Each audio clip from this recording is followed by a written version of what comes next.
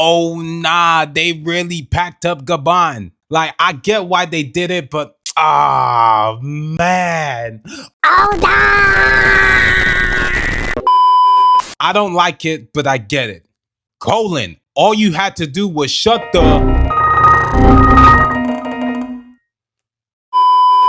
Gaban was this aura farming this entire chapter.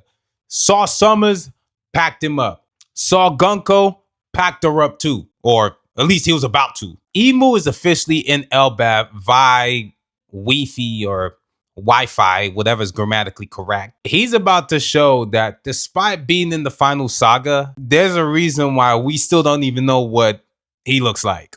Or she.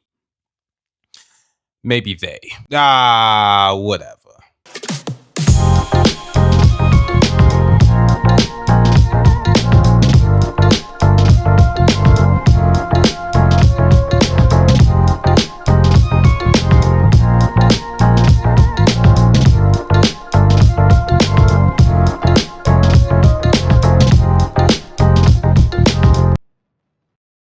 Way too much to unpack in this chapter. Emu about to run that long distance fade. Got in different area codes. Well, in whichever way that applies. They even got area codes in One Piece? I feel like they definitely don't. Coordinates? Maybe. Unfortunately, Gaban's love for his son got him turned into a donut. Now, can he be at fault here? Absolutely not. Do I blame Colon? Absolutely.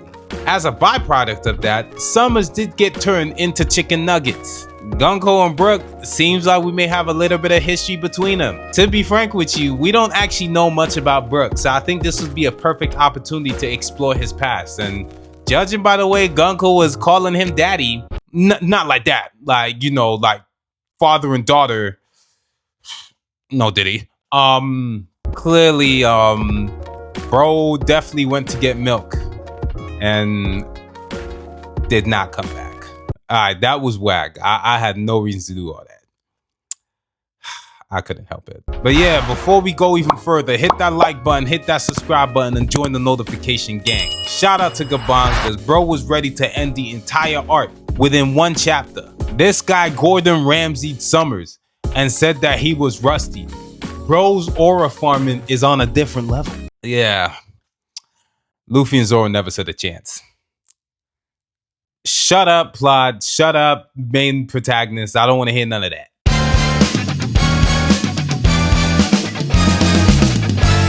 Gaban took off running last chapter. Literally turned Summers in an X-Men last chapter to beef bits in the next. This guy is legitimately way too strong. At this point, it makes you sit there and think how strong he actually is, considering that he mentioned that he was rusty. Now, I get it, the whole conversation between who's stronger, Zoro and Sanji gonna come in, but look, we not here for that. We here for Gaban. And just for the record, Zoro. But regardless of what I personally think, I'm pretty sure the mass demographics are gonna sit there and agree with me. Look, Sanji ain't weak. He nice. I just prefer Zoro over Sanji because Zoro got the blades. I mean, I've always had that preference ever since I knew he had 3 swords. Not like that, but like, you know, he got one in his mouth. Okay, you know what? I'm just gonna stop. His feat in this arc is literally how you glaze one of the wings of the Pirate King, or the left wing of the Pirate King. He's off the cliff, and 9 times out of 10, is he injured? Yes, because he got a donut inside him. You know what I mean. But also, Chopper did actually go running off after him. I had to reread the chapter to check that out. I think as of right now, due to the injury, this will keep him out of future conflict, and it's a way to kind of bench him without utilizing him to the point where he's basically just owning everybody in the series. The best way to bench him is to either injure him, have him actually step to the side, or basically just use the fact that he's too old to fight. Because I mean, if you have him in his prime there, it takes away the focus from the Strawhats, especially because Chopper sat there and said, yo, this dude actually messing him up. Like, how he even do that?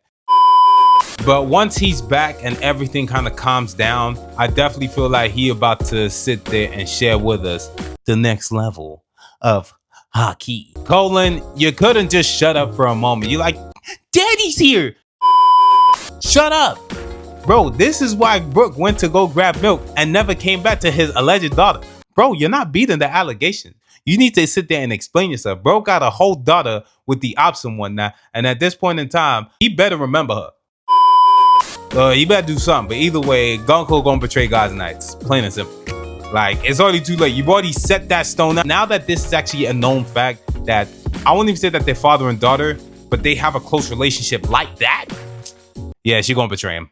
100%. Either way, in regards to Colin, it is what it is. You had one job. Now the question is, how we gonna deal with Gunko now that she's been possessed by Emo?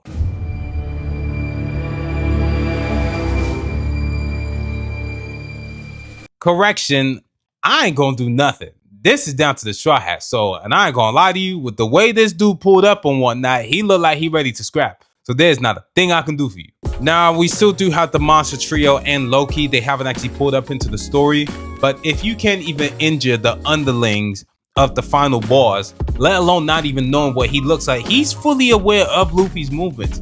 Luffy doesn't even know that this guy even exists. Or gal. She, he, they, whatever pronouns we're going with.